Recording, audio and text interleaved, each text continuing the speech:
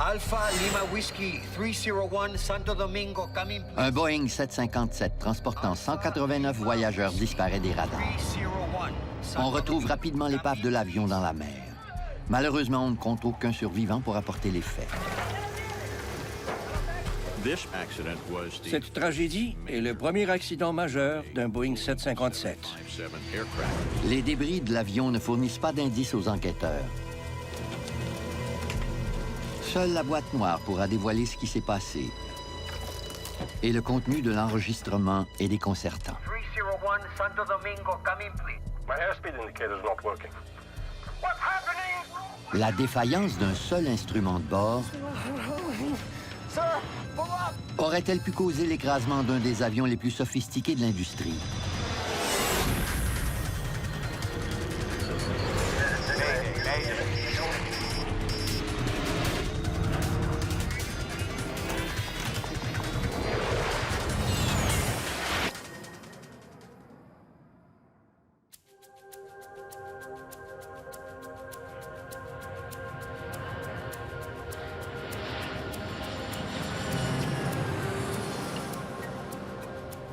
Nous sommes le 6 février 1996 à l'aéroport international Gregorio Luperón de Puerto Plata, en République dominicaine.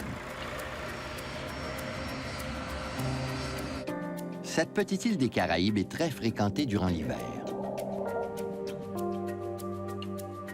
Un groupe de touristes allemands a pris du retard car l'appareil censé les ramener à Francfort connaît des problèmes mécaniques. La compagnie aérienne décide alors de louer un avion pour effectuer le vol de retour. L'aéronef de remplacement appartient à l'affréteur Bergen Air. C'est un 757 stationné sur le tarmac depuis 3 semaines. Plusieurs heures seront nécessaires pour remettre l'avion en état de vol et pour faire embarquer les divers membres de l'équipage turc. À 22h15, le 757 et la plupart des membres d'équipage sont à la porte d'embarquement. Après 4 longues heures d'attente, les premiers passagers montent enfin à bord du nouvel avion. Et le vol à destination de Francfort durera 9 heures.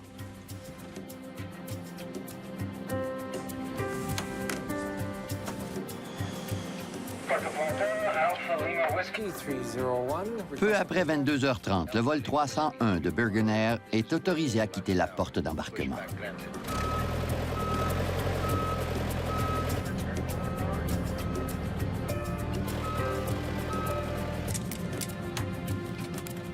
Quelques instants plus tard, le 757 roule vers la piste de décollage. Cabin crew, take your seats, ready for takeoff. Cabin announcement is completed. Le copilote Aykut Gürgin n'est pas familier avec le 757. Il compte à son actif moins de 75 heures de vol, tout effectué au cours des 3 derniers mois. Thank you. Ready for takeoff. C'est tout le contraire pour le commandant Ahmet Erdem, un des pilotes les plus expérimentés de Bergen Air. Il a passé des milliers d'heures aux commandes d'un 757. Alpha Lima Whiskey 301, ready for takeoff. 301, cleared for takeoff, runway 08. Cleared for takeoff, runway 08, 301. Thank you. A good flight. Good flight. Good flight.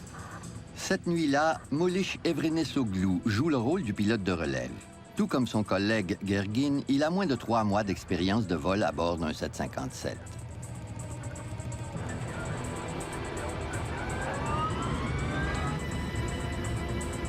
Tandis que l'avion accélère avant de décoller, une fine pluie se met à tomber. Power set. Okay, check. Le copilote Gergin jette un coup d'œil à l'indicateur de vitesse pour une vérification d'usage.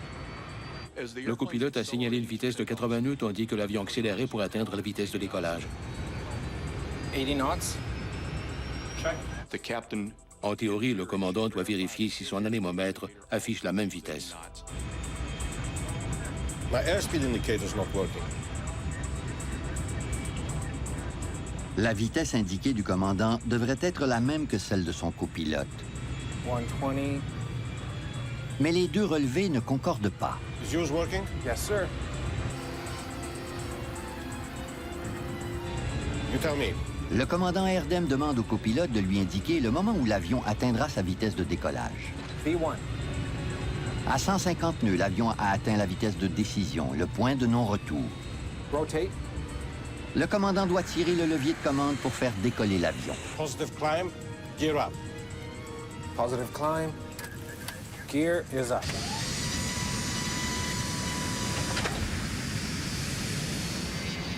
Le 757 de Birgenair décolle à 23h42. Quelques instants plus tard, l'indicateur de vitesse du commandant Erdem donne enfin signe de vie. Center autopilot on, please. Center autopilot. As command. Thank you. Au bout d'1 minute et demie de vol, le pilote automatique prend la relève.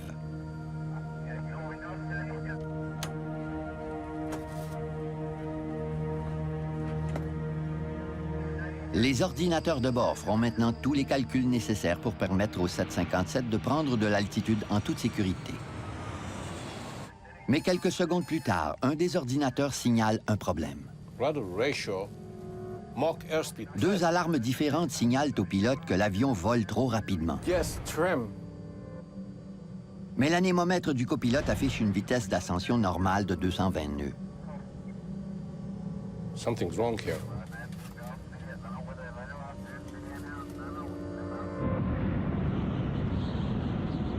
Ignorant les problèmes du 757, le contrôleur aérien demande au vol 301 de maintenir son ascension.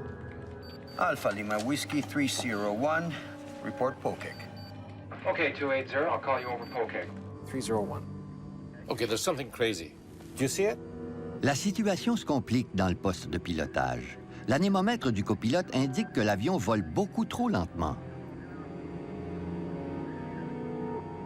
Mine shows only 200 now, and decreasing, sir. Mais celui du commandant révèle que l'avion vole à la vitesse effarante de 325 nœuds.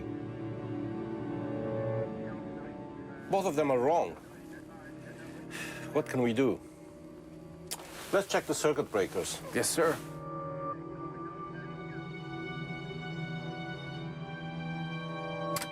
Aussitôt l'alarme éteinte, une deuxième alerte encore plus bruyante se déclenche. L'avertissement de survitesse informe les pilotes qu'ils voleront bientôt à 350 nœuds, la vitesse maximale de vol d'un 757 à cette altitude. Okay, it's no matter. Let's pull the airspeed. Let's see. La réinitialisation des disjoncteurs coupe l'alarme, mais le problème n'est toujours pas réglé. L'indicateur de vitesse du commandant indique que l'avion vole encore beaucoup trop rapidement. Now it's 350, yes? Troublé par ces indications contraires, le commandant Erdem suit les instructions de l'appareil. Il diminue sa Let's vitesse. take that like this. Les résultats sont catastrophiques. Les avertissements contradictoires du 757 jettent l'équipage technique dans le désarroi. Ébranlé, il s'efforce de trouver une solution. La vie de 189 personnes dépend de leur capacité à prendre la bonne décision. Le poste de pilotage est hanté par un son sinistre, celui de l'alarme du vibreur de commande. Cette alarme indique qu'il y a un décrochage imminent. En d'autres mots, la vitesse est si faible qu'il est impossible pour l'avion de voler. Cet avertissement est si grave qu'il fait vibrer le manche de commande. À cause du bruit infernal, il est difficile de l'ignorer. Les vibrations et l'inclinaison brutale de l'avion compliquent encore la tâche des pilotes.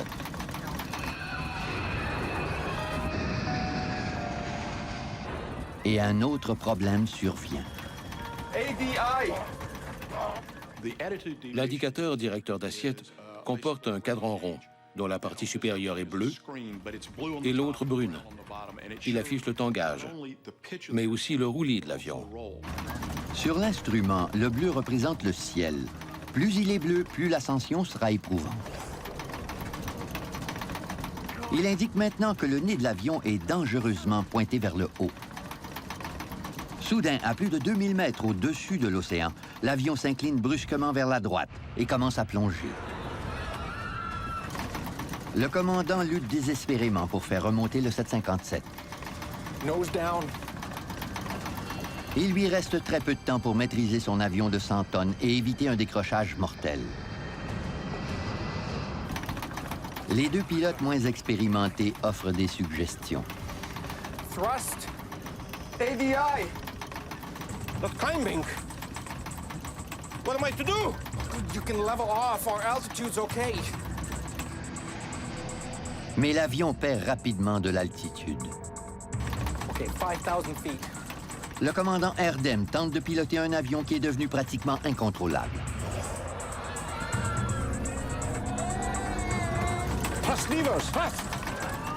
Le copilote pousse à fond la manette des gaz, mais la situation ne s'améliore pas. L'appareil tombe en vrille vers l'océan. Sir, pull up. Oh, what's happening? Alpha Lima Whiskey 301 Santo Domingo, come in, please. Alpha Lima Whiskey 301 Santo Domingo, come in, please. À peine 5 minutes après son décollage, le vol 301 de Burger Air disparaît des radars. 301, come in, please.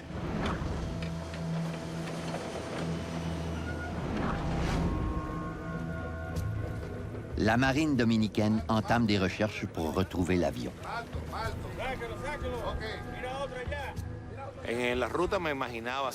Je n'avais aucune idée de ce que j'allais découvrir. Je m'imaginais des gens qui criaient et qui appelaient à l'aide.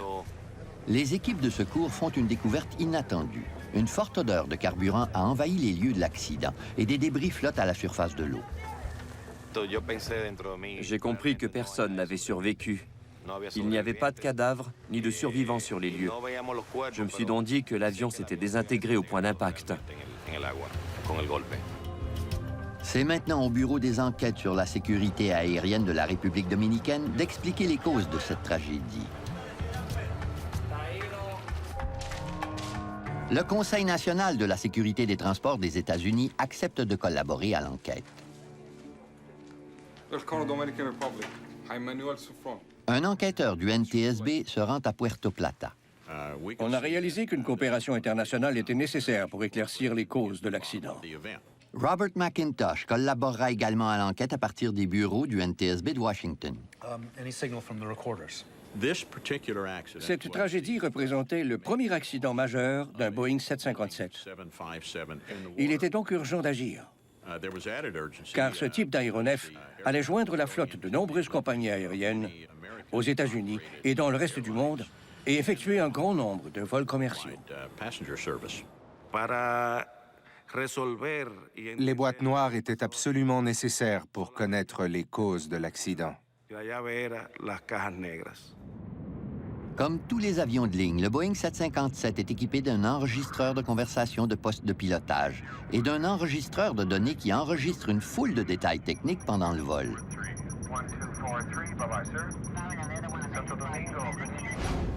Ces enregistreurs sont munis d'une balise de sauvetage qui émet un signal radio pendant 30 jours. Mais après son accident, le 757 a coulé à une profondeur de plus de 2000 mètres. On devait retrouver les boîtes noires avant qu'elles n'émettent plus de signal radio et avant que le sel de mer ne les endommage. C'était une course contre la montre. Le NTSB recrute les services de la marine américaine qui dispose d'un véhicule submersible, le Curve. Ce type de véhicule se rend au fond de l'océan à l'aide d'une liaison ombilicale. C'est un submersible filoguidé qui se manœuvre à distance. Le Curve est un véhicule sous-marin téléguidé qui peut descendre à des profondeurs trop dangereuses pour l'être humain. Alors que le Curve est en route vers la République dominicaine, le major Souffron commence à examiner les éléments de preuve disponibles. Il espère en apprendre davantage sur les derniers instants du vol 301.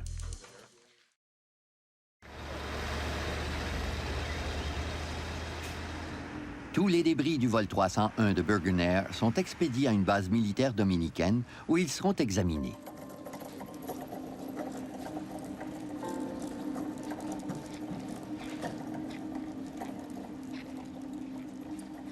Les enquêteurs passent les décombres du 757 au peigne fin. Des fragments de cabine, des gilets de sauvetage et même des morceaux de train d'atterrissage ont été récupérés. Ils espèrent trouver les traces d'une explosion ou d'un incendie.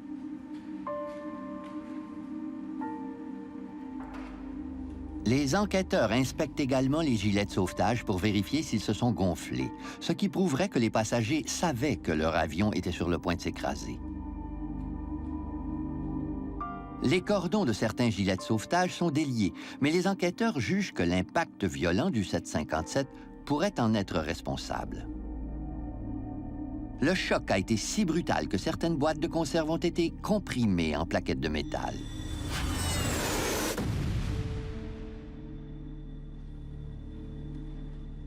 Les débris de l'épave indiquent aux enquêteurs que l'écrasement du vol 301 a été brusque et violent.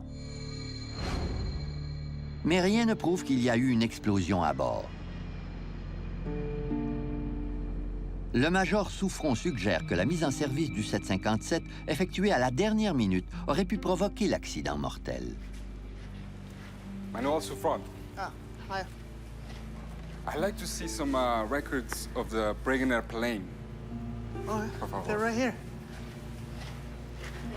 This is it. L'avion était resté à Puerto Plata pendant un certain temps.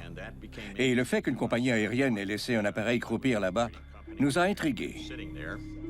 Les enquêteurs découvrent que l'aéronef n'a pas été cloué au sol pour des réparations. Selon les registres d'entretien, le 757 semblait en bon état de fonctionnement. Pour rentabiliser les vols du 757, Burgener devait vendre suffisamment de billets. C'est la raison pour laquelle la compagnie aérienne a gardé avions et équipage en République dominicaine pendant 3 semaines. Les enquêteurs n'apprennent rien de nouveau en consultant les registres d'entretien.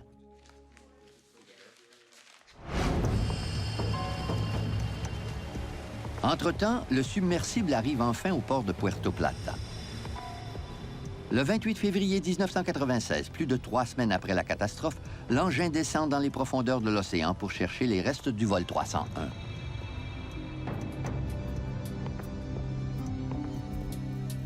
Il mettra 2 heures à parcourir les 2200 mètres qui le séparent du fond de l'océan.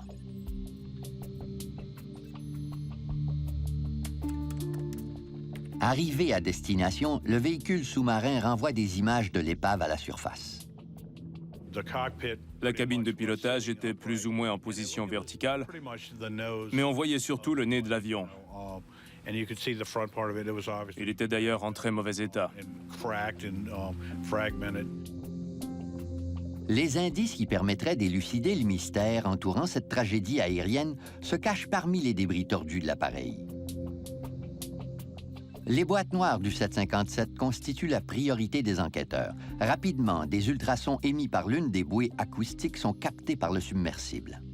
Les opérateurs dirigent le véhicule sous-marin vers les ultrasons. Ils devront voir les boîtes noires avant de les saisir à l'aide du bras robotique.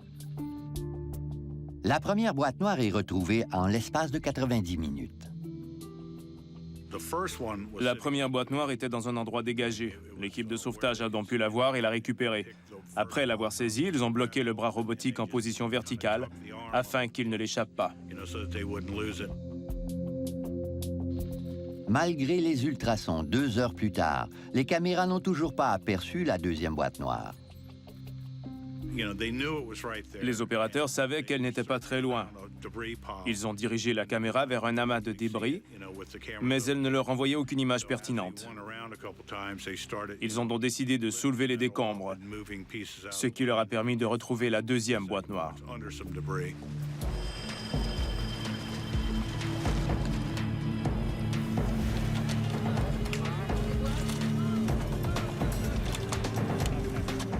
Les équipes de recherche ramènent les 2 boîtes noires d'enregistrement à la surface. On les expédie aussitôt à l'aéroport.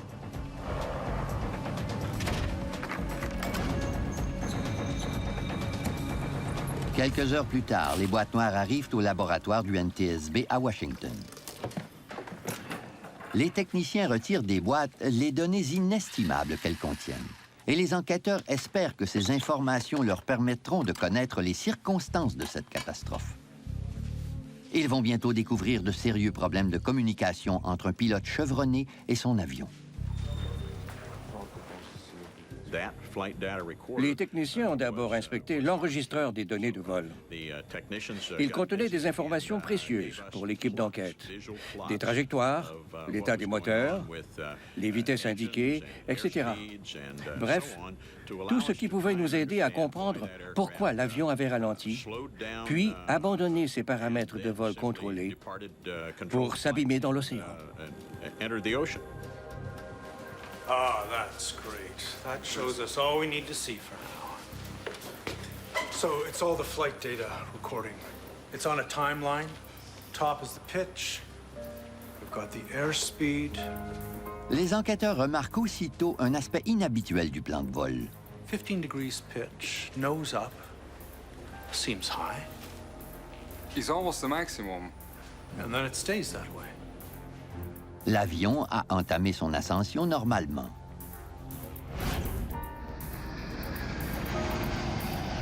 Central pilot on, please. Les enquêteurs remarquent que peu après l'enclenchement du pilote automatique, le nez de l'avion s'est élevé. Ils découvrent également que la vitesse de l'appareil était anormalement élevée. 350 knots. It can't be right. Oh, there's definitely something wonky about the airspeed numbers. Ces informations nous ont indiqué qu'il fallait se concentrer sur l'enregistreur de conversation de poste de pilotage pour en savoir plus. Can you cue that up and play? Les enquêteurs commencent à mettre les pièces du casse-tête en place. 80 knots. My airspeed indicator's not working. Ils apprennent que le commandant avait remarqué la défaillance de son indicateur de vitesse. Fuse working? Yes, sir. You tell me. V1. Rotate. Mais le commandant décide tout de même de poursuivre le décollage. L'enregistrement révèle qu'une fois en vol, les pilotes sont rapidement accablés par une succession d'alarmes. Les enquêteurs réalisent que ces informations contradictoires ont complètement dérouté l'équipage. Mine shows only 200 now and decreasing, sir. Both of them are wrong. What can we do? Les enquêteurs ignorent pourquoi l'indicateur de vitesse du commandant ne fonctionnait pas. Mais ils réalisent qu'au moment où l'avion a commencé à grimper, l'anémomètre s'est remis en état de marche. Okay, it's no matter. Let's pull the airspeed. Let's see. Cette découverte très révélatrice dirige l'attention des enquêteurs vers le dispositif chargé de fournir les informations pertinentes à l'anémomètre. Le tube de pitot. Il s'agit d'un capteur qui mesure la vitesse de l'avion, composé d'un tube ouvert à une extrémité qui réagit à la pression de l'air. Lorsque l'avion se déplace, l'air pénétrant dans le tube augmente la pression qui fait bouger l'aiguille de l'indicateur de vitesse. My airspeed indicator's not working.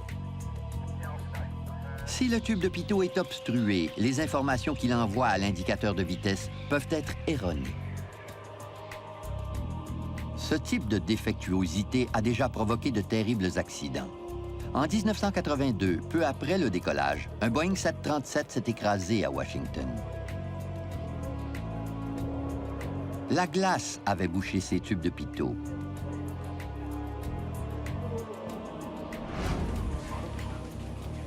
Les enquêteurs suspectent le tube de pitot du 757 de Burgenair d'avoir été obstrué. Ils savent que la glace n'est pas en cause, car le vol 301 quittait les Caraïbes. On ignorait comment le tube avait été bloqué. La cause précise de l'obstruction nous intriguait fortement. Senior!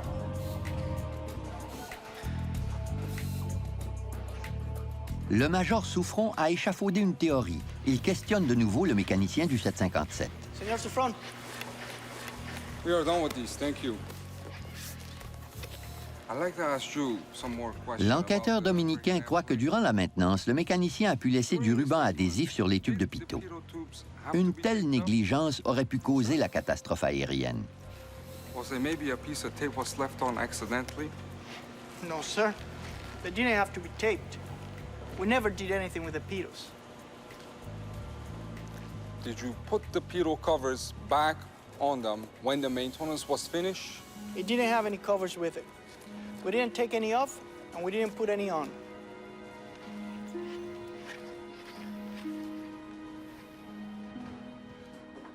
C'est à ce moment-là qu'on a appris que les tubes du 757 n'avaient pas été protégés pendant ces 25 jours d'attente à l'aéroport international de Puerto Plata. La gaine se glisse à l'extrémité du tube de pitot. Le règlement stipule que les tubes doivent être recouverts de ces étuis protecteurs lorsqu'un aéronef reste au sol pendant un laps de temps prolongé. Un fanion apparent est fixé à la gaine pour rappeler aux pilotes et aux techniciens de la retirer avant le décollage. Les tubes de pitot du 757 de Bergen Air n'avaient pas été protégés et s'étaient vraisemblablement obstrués durant sa longue attente.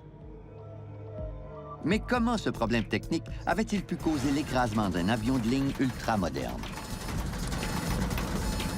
et provoquer la mort de 189 personnes? Ce n'est pas comme une voiture où il n'y a qu'un compteur de vitesse. Ce type d'avion a 3 indicateurs de vitesse et un ordinateur de bord qui calcule sa vitesse par rapport à sa distance du sol.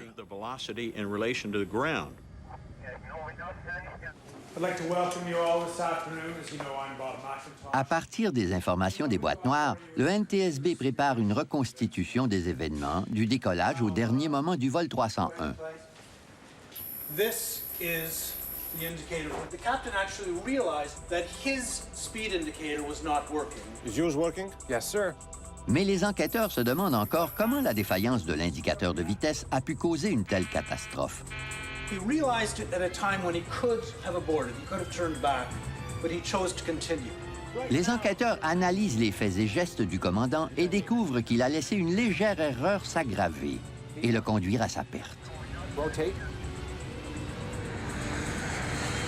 Positive climb, gear up.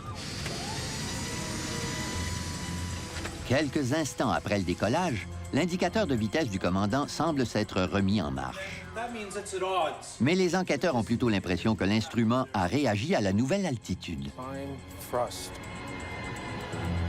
Tandis que le 757 gagne de l'altitude, l'air emprisonné dans le tube de pitot prend de l'expansion et crée une accumulation de pression. Cet effet provoque le mouvement de l'aiguille de l'anémomètre. Les capteurs interprètent cette pression comme étant le résultat de la vitesse et non de l'altitude. So at this point, the takeoff is standing. Le commandant pouvait compter sur 5 instruments pour connaître la vitesse. Mais les enquêteurs remarquent qu'il n'était pas aux commandes lorsque la situation a commencé à mal tourner. Center autopilot on, please. Center autopilot. As command. Thank you. Le pilote automatique était en marche, et en l'absence d'une reconfiguration manuelle, il ne disposait que d'une seule source d'information sur la vitesse du 757. Remember, the autopilot gets its data only from the captain's pitot tube, the one that was locked. L'enregistreur de données démontre que les difficultés du vol 301 ont commencé après l'enclenchement du pilote automatique. Right after the autopilot is engaged, the plane's nose begins to rise. Selon les enquêteurs, les pilotes n'ont pas compris que le tube de pitot envoyait de fausses informations au pilote automatique. Les données transmises indiquaient une vitesse excessive. Ils ont donc redressé le nez de l'avion pour le forcer à ralentir. Soon rises to 15 degrees. Then it stays there. En redressant le nez du 757, le pilote automatique crée un effet de traînée pour ralentir l'appareil. Il est toutefois programmé pour ne jamais dépasser les 15 degrés, sinon l'avion risquerait de trop ralentir et de subir un dangereux décrochage. Le pilote automatique est très intelligent. Il sait très bien qu'il dispose de toute la puissance nécessaire pour grimper. Mais s'il juge que l'avion vole trop rapidement, il n'a qu'à élever le nez de l'appareil, et il le fait tout en respectant les limites de l'aéronef. Mais le pilote automatique est guidé par de fausses informations. Quelques instants plus tard, 2 alarmes retentissent. Elles indiquent que la vitesse de l'avion compromet la sécurité du vol.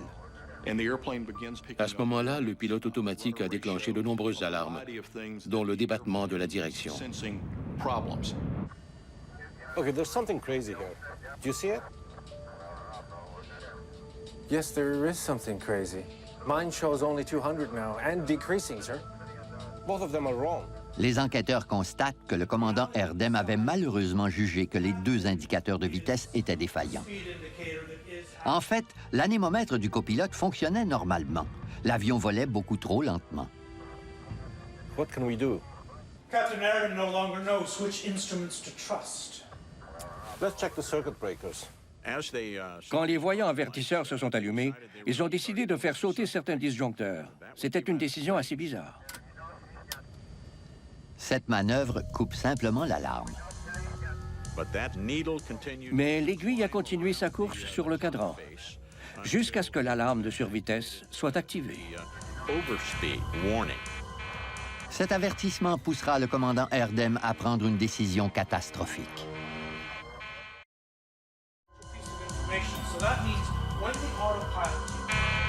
Les enquêteurs découvrent que le pilote automatique du vol 301 a fait retentir une autre alarme reliée à la vitesse excessive de l'appareil. En fait, l'avion ralentit progressivement.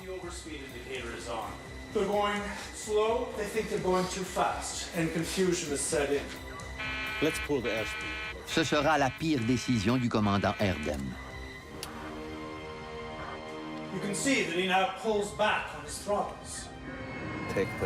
Les enquêteurs se rendent compte que la vitesse de l'avion était déjà très basse et que ramener la manette des gaz était le pire geste à poser. À ce moment-là, l'équipage a reçu un sérieux avertissement.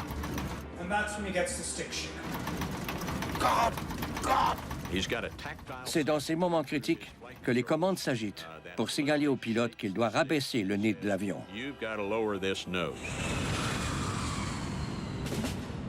En quelques secondes, le pilote a entendu une alarme le pressant de diminuer la vitesse de l'avion pour ensuite apprendre qu'il volait beaucoup trop lentement. Les pilotes ne s'attendent pas à vivre une situation où 2 alarmes complètement contradictoires se déclenchent l'une après l'autre. Le pilote automatique est toujours censé se désengager lorsque le vibreur de commande s'active. Le pilote de service doit ensuite stopper le décrochage de l'avion. Quand le pilote automatique arrive à la limite de ses capacités, il se désengage instantanément. Au moment où le pilote automatique se désengage, le commandant Erdem, fort ébranlé, se retrouve soudainement aux commandes. Les enregistrements mènent à une étonnante découverte. Le commandant n'a pas remarqué que son avion s'apprêtait à subir un décrochage, mais le pilote de relève, lui, l'a constaté. Le pilote de relève est intervenu plusieurs fois en criant « ADI », c'est-à-dire l'horizon directeur de vol. Autrement dit, il suggérait au commandant de repositionner le nez de l'appareil à 10 degrés. Lorsque le 3e pilote crie « ADI », il essaie d'attirer l'attention du commandant sur le roulis et le tangage de l'avion, qui deviennent dangereux. Le pilote de relève a tenté de faire comprendre au commandant Erdem que le nez de l'appareil pointait trop vers le ciel. Les enquêteurs constatent que le copilote a essayé de transmettre le même message. À ce stade du vol, le copilote suggère des solutions au commandant, mais sans reprendre les commandes de l'avion. Le 757 devait augmenter d'urgence sa vitesse afin de gagner de l'altitude. Et pour cela, il lui fallait baisser le nez de l'avion pour lui permettre de plonger vers le sol. Le fait que le copilote n'ait pas utilisé son manche de commande intrigue les enquêteurs. Il aurait pu en faire usage pour abaisser le nez de l'appareil et peut-être éviter la catastrophe. Mais il ne l'a pas fait. Son collègue et lui ont plutôt décidé de suggérer des solutions au pilote chevronné, mais qui semblaient dépassés par les événements. But climbing? What am I to do? You can level off. Our altitude's okay. Le commandant a ignoré de précieuses recommandations qui auraient pu épargner des vies humaines. Le vol 301 de Bergen Air opposait un jeune copilote à l'un des commandants les plus chevronnés de la ligne aérienne. Dans certaines cultures, il est inconcevable de braver l'autorité d'un supérieur. Le copilote a tenté d'aider et de conseiller le commandant de bord sans reprendre les commandes de l'avion. Dans d'autres cultures ou d'autres compagnies aériennes, le copilote serait automatiquement intervenu pour sauver l'appareil. Je crois que le respect de la hiérarchie qui régnait dans ce poste de pilotage était si fort qu'il a probablement mené le vol 301 au désastre. Selon l'enregistreur de données de vol, plutôt que d'abaisser le nez de l'appareil, le commandant a tenté d'augmenter la vitesse du 757. At this point, the crew goes to full power. Thrust levers. Thrust! L'angle de plongée du 757 coupait l'alimentation d'air des moteurs. Il n'a jamais pu atteindre sa pleine puissance. Puis le moteur gauche a flanché. Son moteur droit à pleine puissance, l'avion de passagers vire sur l'aile gauche. Pour le vol 301, ça a été un décrochage classique. L'avion pique du nez et se couche sur une aile. Il est alors en très grand danger.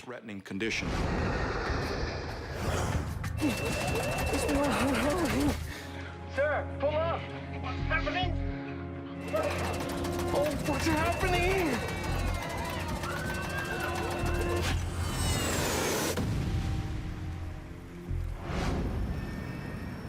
Les enquêteurs connaissent maintenant les causes de l'accident du vol 301.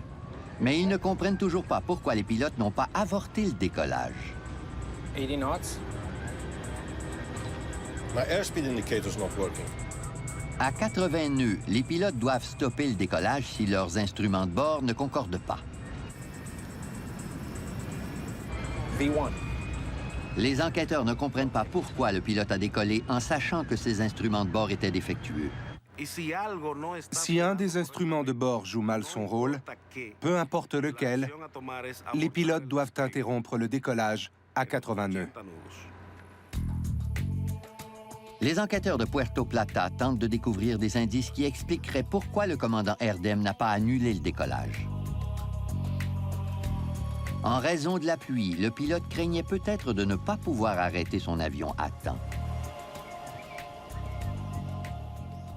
Les procédures de vol lui ordonnaient d'avorter. Mais il faut savoir qu'un décollage avorté à grande vitesse peut aussi être dangereux. L'entraînement des pilotes leur enjoint d'éviter cette manœuvre, si c'est possible. On a donc examiné attentivement la piste pour s'assurer qu'elle permettait une interruption de décollage. La piste est mesurée avec précision. Les enquêteurs déduisent qu'à une vitesse de 80 nœuds, le commandant Erdem aurait encore pu avorter son décollage lorsqu'il a remarqué le dérèglement de son indicateur de vitesse. Le rassemblement hâtif de l'équipage est également mis en cause. Les enquêteurs se demandent si l'appel de dernière minute a incité les pilotes à procéder au décollage. Bergenair a fait appel à un équipage qui ne s'attendait probablement pas à travailler cette nuit-là. Le manque de repos et des préparatifs plutôt rapides ont peut-être nuit au vol 301. Les enquêteurs croient aussi que les membres de l'équipage qui séjournaient à l'étranger depuis plus de 3 semaines étaient impatients de rentrer chez eux. 08301, thank you. A good flight. Good flight. Good flight. Le mal du pays a certainement été un facteur.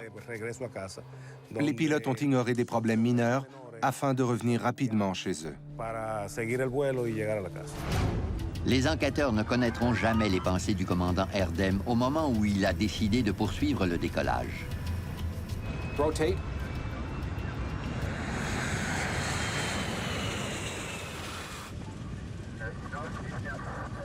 Après son décollage, les tubes de pitot obstrués du 757 ont poussé son pilote à commettre une série d'erreurs critiques. Mais comment les tubes se sont-ils bloqués? Les enquêteurs découvriront bientôt que la mort de 189 personnes a été provoquée par une chose de la taille d'un trombone.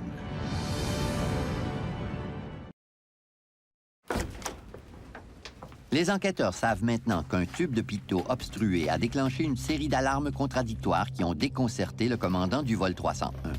Ils veulent maintenant savoir comment différents pilotes réagiraient au déclenchement de ces mêmes alarmes. On s'est servi d'un simulateur de vol pour recréer les conditions de vol de la nuit du 6 février 1996. Gentlemen, stand by. Le simulateur a démontré aux enquêteurs qu'une alarme de survitesse suivie de l'activation du vibreur de manche confond même les pilotes les plus chevronnés. Les alarmes contradictoires se sont avérées potentiellement dangereuses.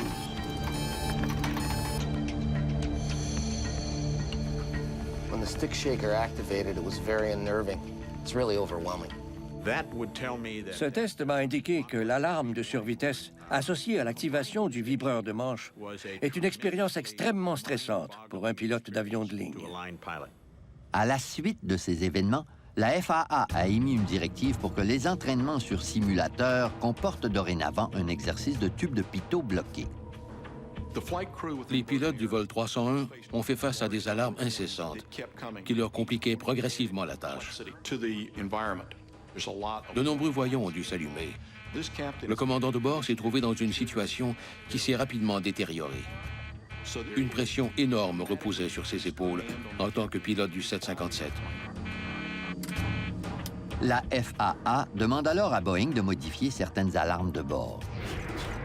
Ces modifications comprennent notamment l'ajout de nouvelles alarmes indiquant aux deux pilotes que leurs instruments ne concordent pas, ainsi que la possibilité de faire taire des alarmes irritantes. Finalement, Boeing modifie ses avions afin que les pilotes puissent rapidement repérer le tube de pitot utilisé par le pilote automatique pour obtenir ses relevés de vitesse indiqués.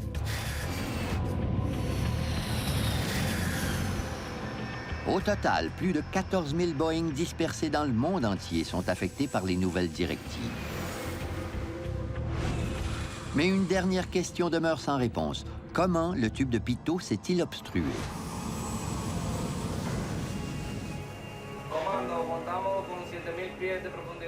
Les enquêteurs font des recherches approfondies pour récupérer les précieux tubes du vol 301 de Bergen Air. Mais sans succès. À l'aéroport de Puerto Plata, les enquêteurs n'ont pas à chercher très loin pour découvrir un suspect potentiel. Il ne s'agit ni de glace ni de poussière. La faune de Puerto Plata est abondante. Des oiseaux, des abeilles, des guêpes et de nombreux autres insectes y construisent leur nid. L'un de ces insectes est bien connu des pilotes qui se rendent fréquemment en République dominicaine. C'est la guêpe maçonneuse. Les entomologistes révèlent aux enquêteurs une incroyable corrélation entre ce type de guêpe et le tube de pitot. Lorsqu'une guêpe maçonneuse cherche un endroit pour construire son nid, elle favorise les lieux de forme plus ou moins tubulaire.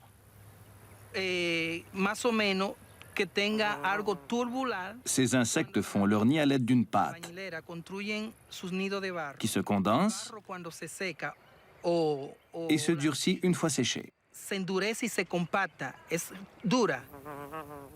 Les guêpes maçonneuses bâtissent leur nid n'importe où, souvent dans les fissures des fondations ou dans les tubes de pitot.